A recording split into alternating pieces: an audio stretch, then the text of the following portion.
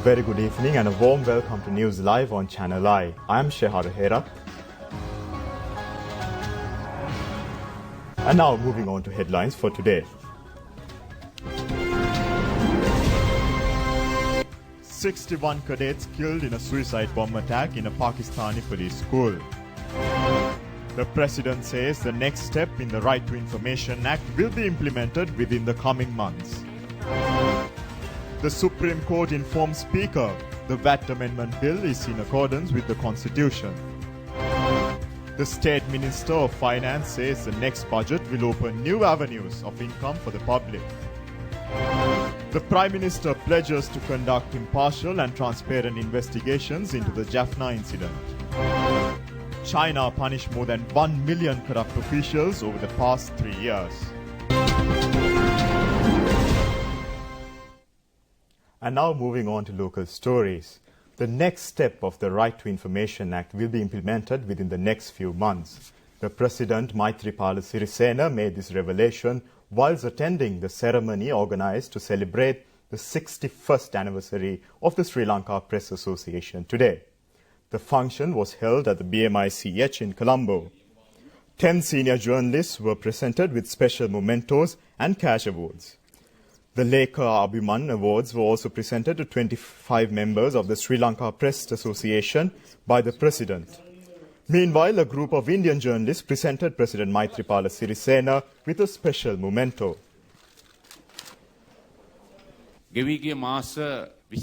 Addressing the function, the President and the government was able to achieve political reforms as well as reforms in the administration and management sectors within the past 21 months. He also noted the government also took measures intended for the advancement of media sector, including media freedom. He attributed the success of the Right to Information Bill to those measures. The head of the state said the government could also be pleased in the knowledge that it has met the requirements of the public, journalists and the global community. He also revealed the next step of the Right to Information Act will be implemented within the coming months. The President Maithripala Sirisena, however, said despite the government being committed to the rights of journalists through the state policy, only a small cadre of journalists acknowledge the reality and fulfill the responsibilities. There is a question mark over the conduct of the majority of the journalists. Speaking about the state of media sector prior to him taking office, the President said the country was transformed to end that unpleasant era. He also questioned whether everyone concerned is actually using the attained media freedom with clear conscience. The President said he is happy to let certain members of media attack him continuously. He, however, made evident the so-called brave media personnel did not possess such guts to do the same prior to the 8th of January 2015. The head of state implored those media personnel to attack him whilst remembering the unpleasant era when media personnel and their families were murdered.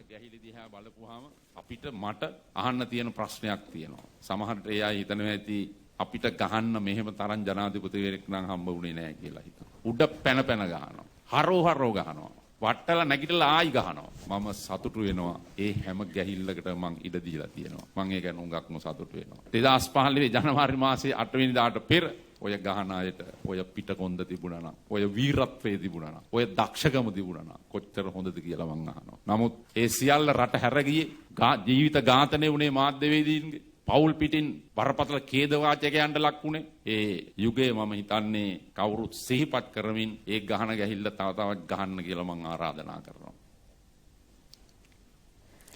Meanwhile, Minister Gayantha Karunathilaka, also addressing the function, said the recent manifestations bring back memories of the state of the media during the previous regime. He said there were numerous issues pertaining to media freedom, with journalists being attacked, kidnapped and even murdered. Under that regime, he said media were told how to report stories, and also the minister said luckily President Maithripala Sirisena, who respects media, was elected to put an end to this practice. A large gathering, including various ministers, were also present. And now deviating momentarily to a story abroad. At least 59 cadets and guards have been killed in an attack by militants on a police college in the Pakistani city of Quetta. More than 100 people, mostly trainees, were injured. 3 militants wearing suicide bomb vests entered the college yesterday, reportedly taking hostages. A major security operation lasted for hours and all attackers were killed. So-called Islamic State said its fighters had carried out the attack, although officials have blamed another militant group. The capital of Balochistan province has been similar attacks by both separatists and various Islamist militant factions. In recent years, hundreds of trainees were evacuated from Balochistan Police College as troops arrived to repel the militants. Local media reported at least 3 explosions at the scene. This assault has clearly highlighted the woes of Pakistani south-western city of Quetta, not just because of the heavy casualties, but because it came on the very day a judicial commission investigating an earlier attack held its first hearing. The Supreme Court today informed the Speaker the VAT Amendment Bill is in compliance with the Constitution. Meanwhile, a lively debate also took place pertaining to the court report, scheduled to be tabled in Parliament today. The chairman of the COPE Committee, parliamentarian Sunil Handunnethi, noted Parliament the report, which contains the bond issue, will be produced within the week. Parliamentarian Dinesh Gunawardena said the entire country, including the Parliament, is waiting in anticipation of the COPE Committee report pertaining to the central bank due to be tabled today. In response, Minister Lakshman Kiriyala said the parliamentarian is attempting to ingratiate himself with the former president by speaking of a report which is yet to be published. Meanwhile, parliamentarian Sunil Handunnethi said it was decided by the working committee to table the report either on the 25th or within this week. He said the reports compiled have been sent for translations and printing. Addressing the parliament, Prime Minister Ranil Wickremesinghe said everyone would like to know what really happened. He also noted he expects to table the report in parliament within this week, subsequent to discussions tomorrow. Addressing the parliament, Prime Minister Ranil Wickremesinghe said everyone would like to know what really happened. He noted the task of the COPE Committee is to report to the Parliament and it in turn could decide on a discourse. The Premier said he asked the Speaker to table the COPE Committee report in Parliament and he can address any issues pertaining. He also said a chairman was appointed by all and he has his trust in him. The Prime Minister added that all the members of the COPE Committee were not appointed by the government and questioned whether a member of the opposition was ever appointed as chairman of the COPE Committee within the past decade. Whilst conceding that there could be difference of opinion, he said the process should move forward whilst addressing them. The Premier also noted the relevant report would not be published for a decade had the former president been in power.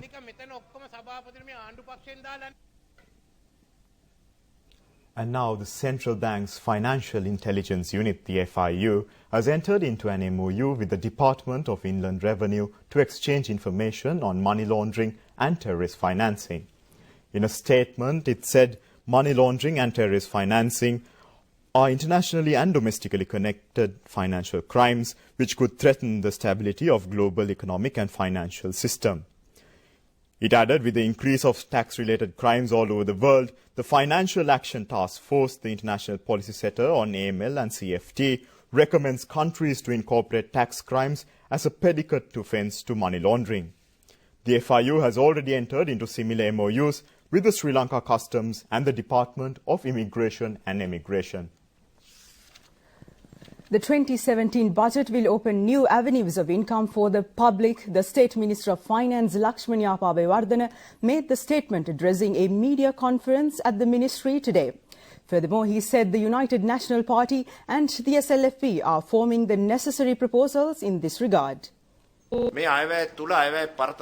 minister made evident the budget deficit has been reduced to 4.4% in the next budget, reducing state expenditure whilst proposing new avenues of income for the state. He also touched on recent reports published on the financial allocations for the president. Speaking on the matter, he said only 351 million rupees from the allocated 6,455 million is in fact presidential expenditure, and the rest are for various projects which fall under the purview of the president. Opinion on the COPE committee report were also expressed during the media briefing. State Minister of Finance Lakshmani Abeyewardene said the stance has not been changed and a report will be produced with the signatures of 11 COPE committee members. He, however, said various other reports by different personnel could also be published, while opinion could also be expressed on the report of the Auditor General. He noted if one infringes on the Auditor General's report, such should be rejected by the public. He expressed hope the truth will be revealed once the COPE committee report is published. And now, impartial and transparent investigations will be conducted pertaining to the deaths of 2 students of the University of Jaffna. Prime Minister Ranil Wickremesinghe made this pledge in a parliament today in response to a question raised. He added that he was overwhelmed by the news of the 2 deaths.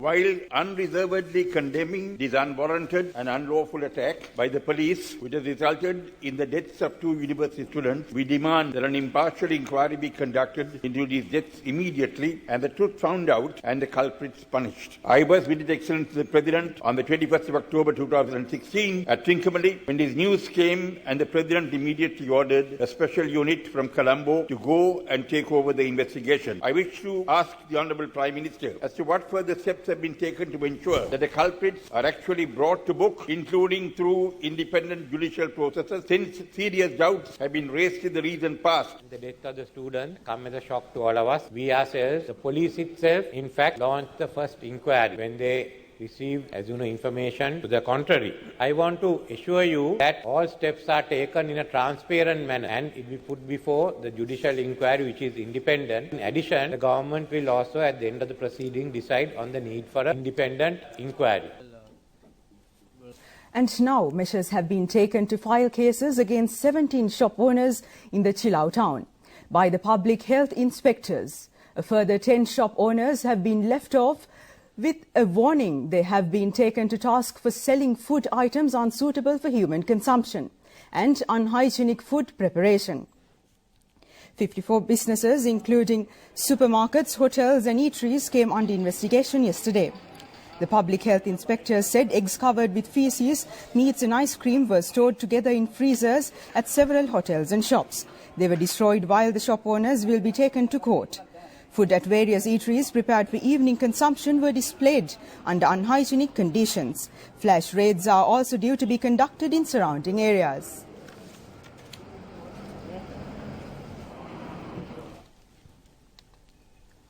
And now the new representative for the United Nations Children's Fund in Sri Lanka, Timothy Sutton, has assumed office. He presented his credentials to the Minister of Foreign Affairs, Mangala Samaravira, at the ministry yesterday. The UN officials said Sri Lanka has a unique opportunity to build a peaceful future and a prosperous society after years of progress in reducing poverty, promoting reconciliation and improving the lives of children. Sutton is a New Zealand national and has been with the UNICEF since 1996, serving in Bangladesh and Iraq, and as a deputy representative in Bhutan, with more recently in China. He succeeds Una Macaulay, who has taken up position as the resident United Nations coordinator of the country. A high-level business delegation from Denmark will be visiting Sri Lanka from November 1st to 4th, seeking investment opportunities in energy, infrastructure and water.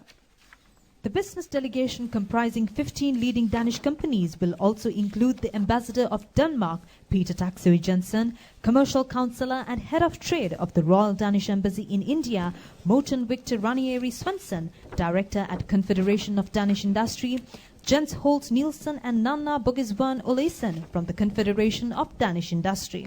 The Embassy of Denmark and the Confederation of Danish Industry will be hosting a 2-day event, Danish Days in Sri Lanka 2016. This event is being organized by the European Chamber of Commerce of Sri Lanka. The 2-day event comprises a series of forums and roundtable discussions, followed by a seminar by financial institutions in Sri Lanka. And now let's have a look around Asia in 1 minute.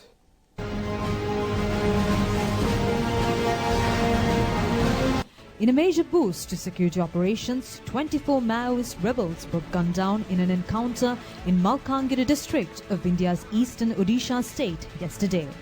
A powerful blast at a prefabricated house in northwestern China yesterday killed at least 10 people and injured over 150.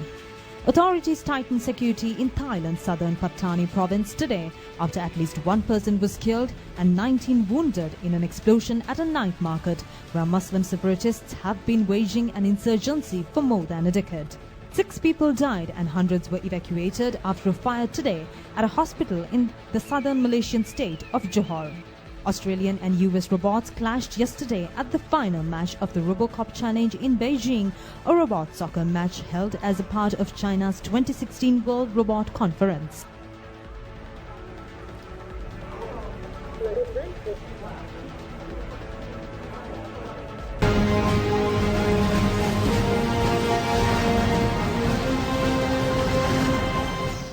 Sri Lanka will always stand for the rights of the people of Palestine. Minister of Foreign Affairs Mangala Samaravira made the remark, adding that certain cadres are attempting to gain political mileage based on Sri Lanka's stance towards a proposal tabled at UNESCO by Palestine. He was addressing a media briefing this evening.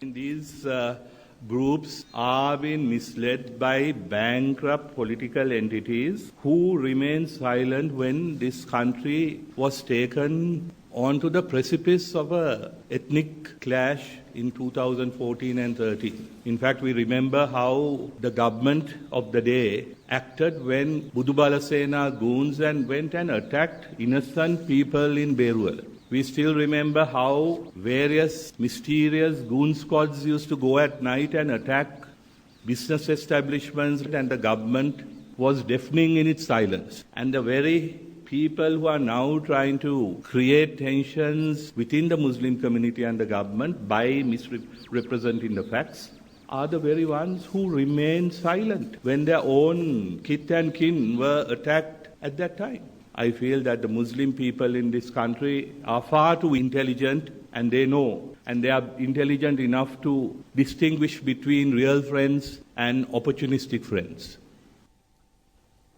And now the Colombo International City project will be implemented in accordance with the accepted environmental report.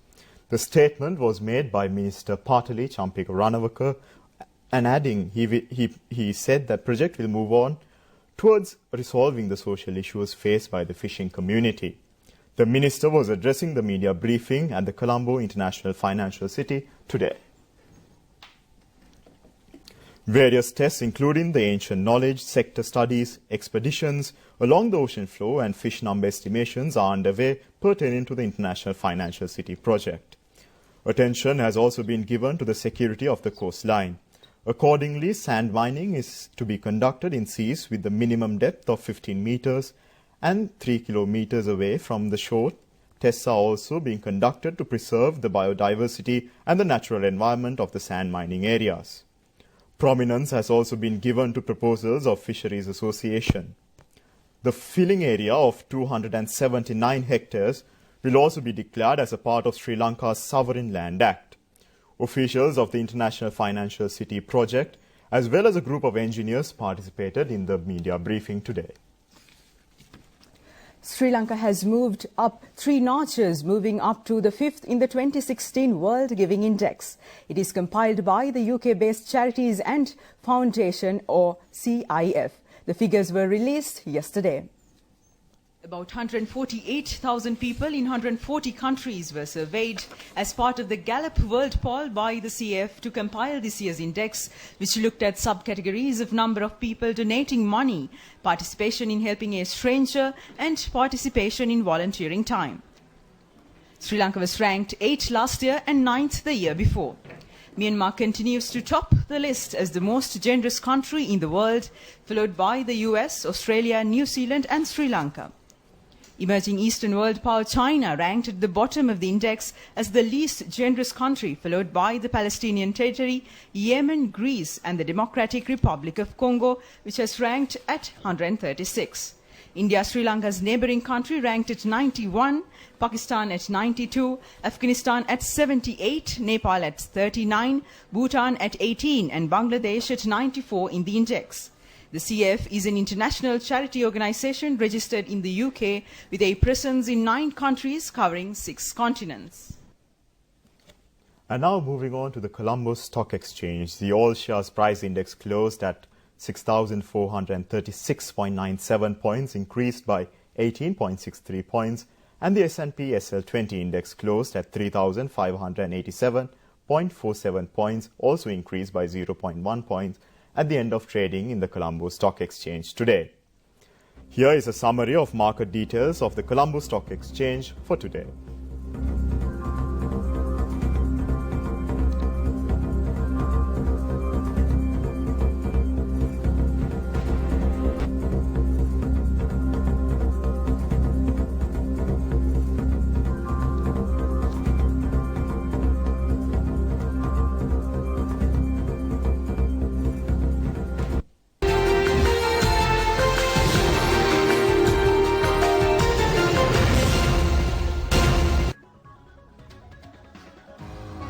Welcome back for the latest from International Affairs Now.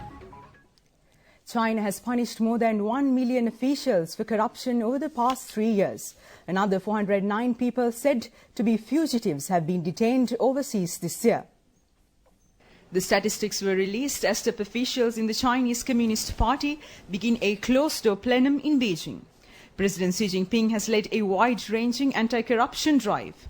But some observers say the campaign has also been used by Mr. Xi to purge political rivals, which he has denied. According to the party's corruption watchdog, the Central Committee for Discipline Inspection, more than 1 million officials have been punished for corruption since 2013. Those caught up in the corruption drive range from low-ranking officials to top ministers as well as members of the business and media establishments. China has aggressively pursued suspects who have fled the country in its Skynet and Foxhunt security operations. The government says the corruption suspects were guilty of bribery and abuse of power, among other crimes. And now let's move on to some international stories in brief.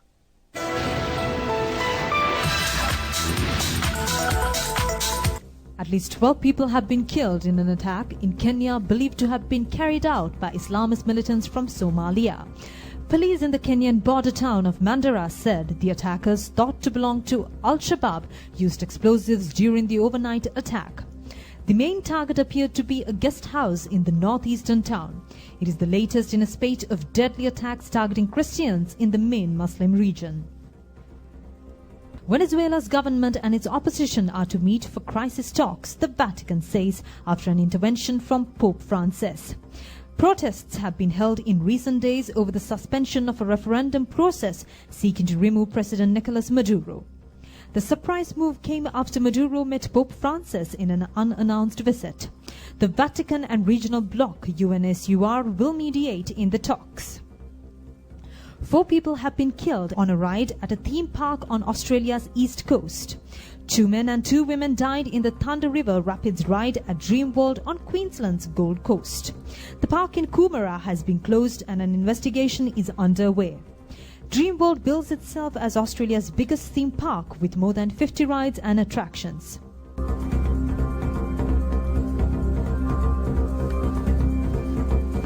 When Margaret Bomer went for her 16-week ultrasound pregnancy checkup, she was told that her baby had a rare condition and would require surgery if she were to survive. Lindley didn't have much of a chance. You have a 50-50 chance of making it, and the tumor was so big.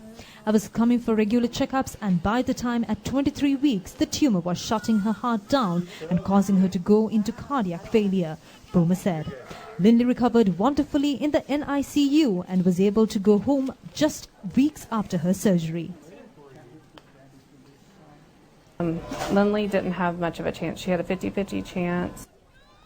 Thousands of zombies took the streets yesterday, but instead of staggering around, the costumed participants pedaled bicycles in the annual zombie bike ride in Key West, Florida. The Sunset Ride drew more than 8,000 people dressed in ragged garments and chalk white face paint. The 2016 festival is themed Political Voodoo and Ballot Box Barbarians as an offbeat tribute to the upcoming US national elections.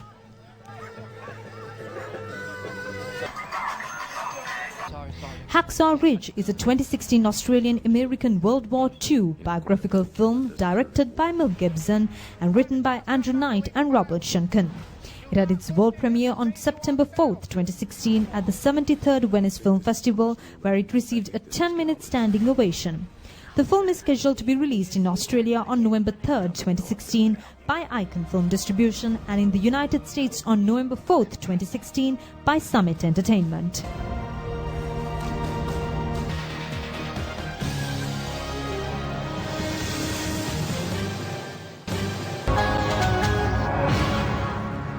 And now moving on to sports news in detail. The newly appointed captain of the Sri Lanka cricket team, Rangana Herath, says it's his aim to finish the tour of Zimbabwe, overcoming challenges associated with the captaincy. He made this statement prior to his departure to Zimbabwe. The Zimbabwe tour comprises of 2 test matches and a one-day international tri-series. Rangana Herath was appointed captain for the tour and is in the absence of Angelo Matthews, who was recovering from an injury.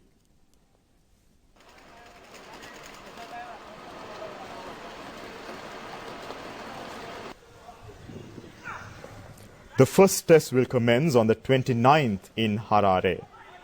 Meanwhile, the West Indies A team won the first limited overs match with Sri Lankan A team by 165 runs. The match was played at the Rangiridambulu International Stadium today.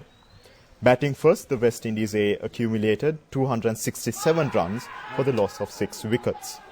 Kyle Hope top scored with 81, and Sri Lanka, however, only managed 102 all out in 32.3 overs. The Gateway International College won the All-Island Schools Under-19 Basketball Championship in the B category. They defeated Colombo International College in the final. The final score board read 74-62. A felicitation ceremony for Shashika Lakshani, who was the fastest woman at the 42nd International Sports Festival, was held this morning. It was held at her alma mater, Visakha Usas Balika Vidyalaya Badulla. She won the 100 meters event in 11.9 seconds, while she also won the event at the National Youth Sports Festival. With that, we conclude tonight's news. Do join us tomorrow at the very same time. Good night.